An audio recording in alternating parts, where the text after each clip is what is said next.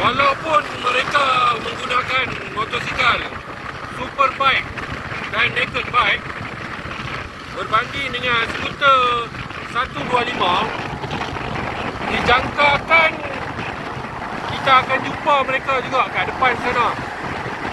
Traffic light Batu Uban saja kita tengok. Betul ke tekaan ini? Itu dia. Hari ini kita balik sini, kita boleh nampak Pesta Pulau Pinang.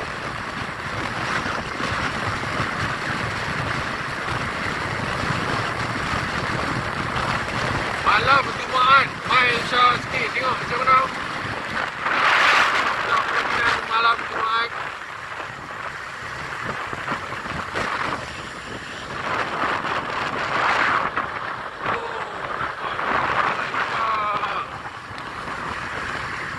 Belum cuti sekolah lagi.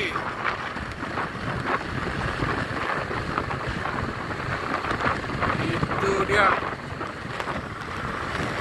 Belum hujung minggu cuti sekolah. Parking mari kita tengok. Parking sampai mana? Oh, sampai sini nampaknya. Lagi hujung minggu lagi lewat. Nanti mai dekat sampai hujung-hujung ni. Macam yang aku jangkakan, walaupun 125cc, tapi boleh jumpa. Tetap juga boleh jumpa geng-geng setempat. Kerana kita telah menjangkakan keadaan jalan raya dan trafik light lampu merah. Mari kita usah tengok depan corner. Ada brand ke tak ada brand? Bagi peluang mereka kona dulu. Mana yang belakang ni tak potong-potong. Tak semua berlari. Oh, the rain.